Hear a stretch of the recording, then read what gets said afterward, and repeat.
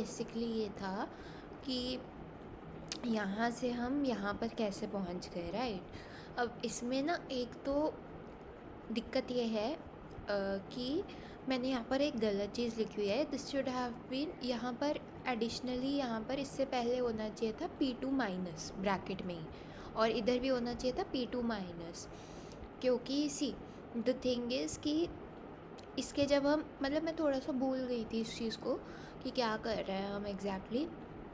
हम बेसिकली इस चीज़ के रूट्स निकालते हैं, राइट। और इस चीज़ के रूट निकाल के सपोज़ करो कोई इक्वेशन है, क्वाड्रेटिक इक्वेशन है, सपोज़ करो ऐसी इक्वेशन है ax² + bx + c टाइप्स कुछ, ठीक है। हम उसके रूट्स निकालते हैं, राइट। x की वैल्यू पता करते हैं जिधर जिधर वो ज़ीरो होगा, और फिर उसको फैक्टराइज ऐसे कर देते हैं कि x minus first root into में x माइनस सेकेंड रूट, ऐसे करके वो बनता है। इधर मैंने क्योंकि P2 माइनस नहीं लिखा, इसलिए भी वो कंफ्यूजिंग हो रहा था मेरे लिए, ठीक है। तो this should have been P2 minus इधर आना चाहिए था इन दोनों नंबर्स से पहले, राइट। तो तब ये ठीक होता, ठीक है। क्योंकि द थिंग इज़ कि बेसिकली हम यहाँ पर यही कर रहे हैं कि इस पूरी चीज़ को जो P2² minus P2 plus F है उसको उसके फैक्टर्स में तोड़ के लिख रहे हैं, एंड फिर फैक्टर्स फाइंड करना कि वो उनका प्रोडक्ट किधर पॉजिटिव है किधर नेगेटिव है, that is much easier, right. तो वही चीज़ है पूरी, ठीक है। तो वो चीज़ थी, तो इसलिए यहाँ पर कन्फ्यूजन आ रही थी, ठीक है। अब आगे बढ़ते हैं। तो आगे वो भी आई थिंक इसके आगे थे ना हम, एक सेकेंड बस।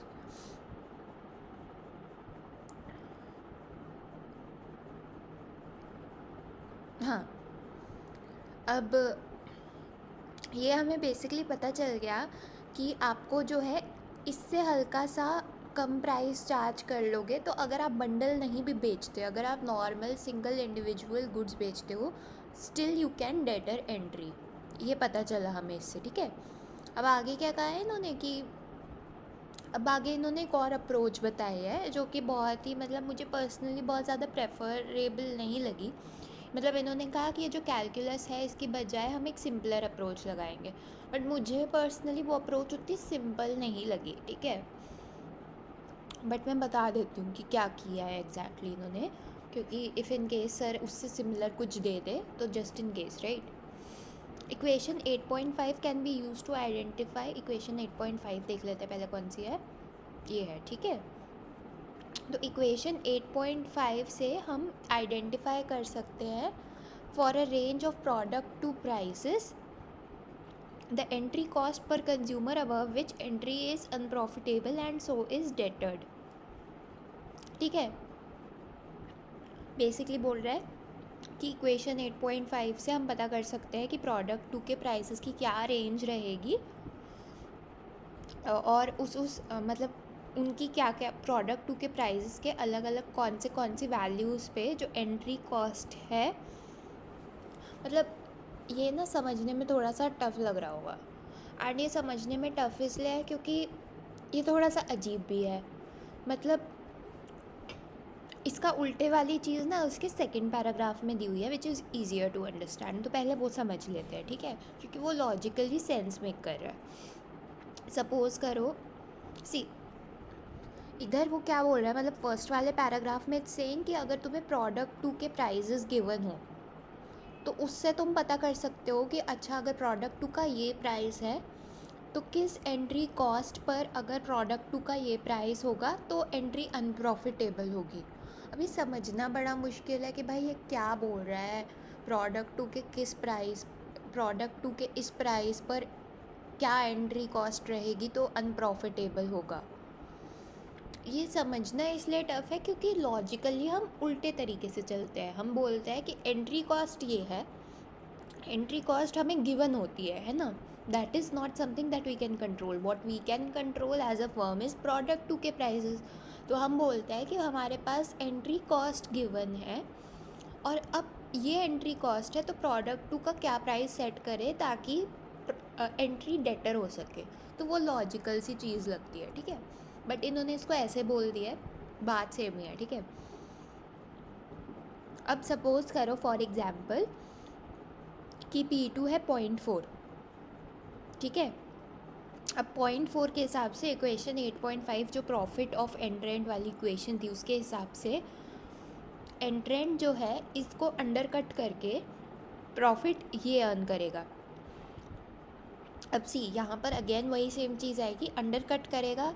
अगर एंट्रेंट P2 जो है वो इनकम्बेंट ने सेट किया 0.4, एंट्रेंट ने 0.4 माइनस एप्सिलॉन सेट किया अंडर कट करने के लिए।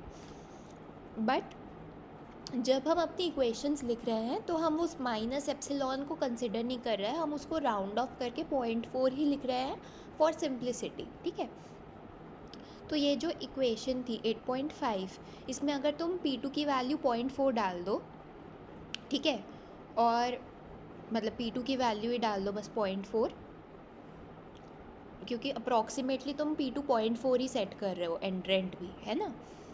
तो ये नहीं सोचना कि दिस इज़ इसलिए क्योंकि P2 जो है, सी ऑफ कोर्स जाहिर सी बात है कि जो एंट्रेंट का प्रॉफिट फंक्शन है उसमें जब we are talking about P2 तो we are talking about the price of the second good that is set up by the entrant. Entrant के प्रॉफिट फंक्शन में दूसरी वाली फर्म ने क्या प्राइस सेट किया है वो तो आने का कोई सेंस नहीं मेक करता ना।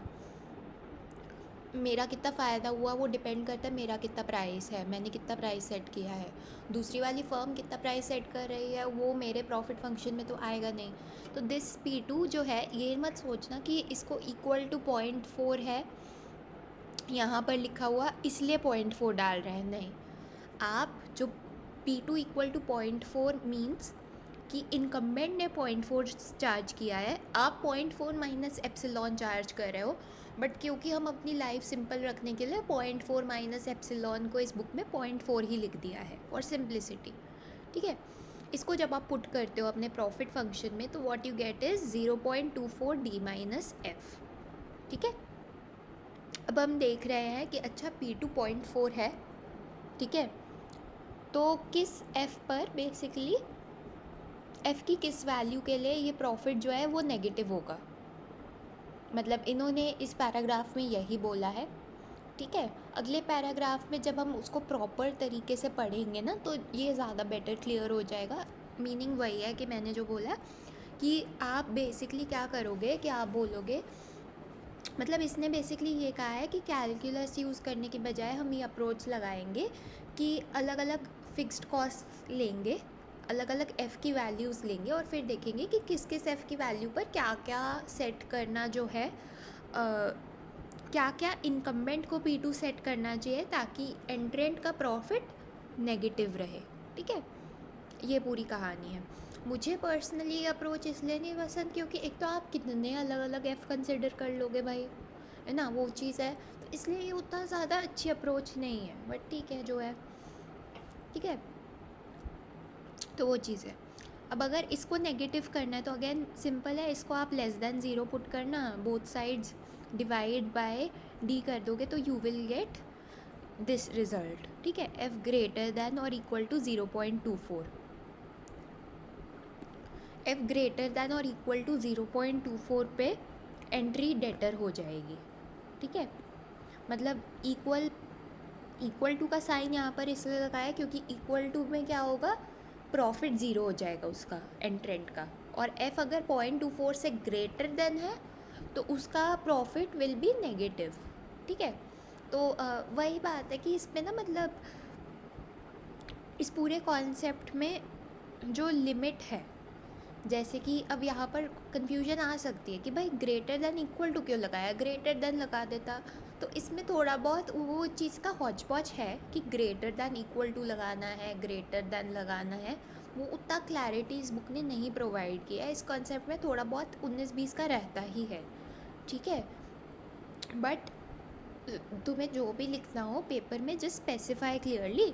अगर तुम सपोज करो पेपर में यू आर राइटिंग कि F ग्रेटर देन 0.24 के लिए प्रॉफिट नेगेटिव है, तो जस्ट स्पेसिफाई कि we are not taking the equal to case, assuming कि प्रॉफिट इक्वल टू 0 होगी तो एंट्री डेटरेंस नहीं होती है।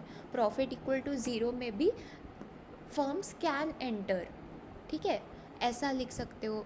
तो इस प्रॉफिट इक्वल टू 0 पे वो फर्म एंटर कर रही है या नहीं कर रही है उसके बारे में उतनी ज़्यादा क्लैरिटी इस बुक ने नहीं दी है, ठीक है। तो इसलिए थोड़ा 19-20 का रह रहा है, बट जो भी तुम्हें चाहिए हो, जो सही लगे तुम वो लिख सकते हो, as long as you specify it clearly, ठीक है। अब दूसरे तरीके से इसको सोचते हैं जो ज़्यादा लॉजिकल है। एंट्री कॉस्ट तुम्हें दी हुई है, F=0.24 एंट्री कॉस्ट है पर कंज्यूमर की, ठीक है। अब हम देख सकते हैं कि 0.2 इस टेबल से देख सकते हैं कि इनकम्बेंट एंट्री को डेटर कर सकता है अपना प्रोडक्ट टू का price just less than 0.4 charge करके, ठीक है। कैसे देख सकते हैं, एक सेकेंड। एंट्री कॉस्ट है 0.24, है ना। जब 0.24 एंट्री कॉस्ट है, ठीक है, तो इन दैट केस इन्होंने साथ में मतलब इन्होंने आंसर ही दे रखे हैं इसके कि अगर 0.24 जो है वो एंट्री डेटरिंग कॉस्ट है, तो इन दैट केस अगर आप 0.4 पे चार्ज करते हो तो दूसरे वाली फर्म का प्रॉफिट ज़ीरो हो जाएगा। और अगर आप, उन्होंने पैराग्राफ में यही बोला है कि अगर आप 0.4 से हल्का सा कम चार्ज करते हो तो कम्प्लीटली एंट्री लिमिट हो जाएगी। That is the thing, right. तो वो चीज़ है। अब आई थिंक पर्सनली कि ये जो पॉइंट मतलब पेपर में क्वेश्चन कैसा आएगा, तो मैं बोला जाएगा कि ये फिक्स्ड कॉस्ट है, लेट्स से, तो मतलब just giving an example, right. तो ये फिक्स्ड कॉस्ट है, तो मैं बोला जाएगा and you will be asked कि एंट्री डेटरिंग प्राइस पता करो, लेट्स से, ठीक है। ऐसा कुछ हो सकता है। तो आई पर्सनली बिलीव कि मैं एक बार चेक करके बता देती हूँ। मुझे ऐसा लगता है कि ये जो 0.4 आया है ये बेसिकली मतलब इन्होंने तो टेबल बनाकर ऐसे दिखाया है कि हमने ट्रायल एंड एरर से निकाला है ये बेसिकली। मैं एक बार चेक करके बताती हूँ कि ये P2 जो है वो 0.4 आया कैसे है। मतलब वैसे तो दिख रहा है, सी इतना बात क्लियर है कि 0.24 अगर 0.4 अगर P2 होगा तो प्रॉफिट नेगेटिव हो जाएगा। बट एक दो चीज़ें मुझे कंफर्म करनी है, मैं वो कंफर्म करके बताती हूँ।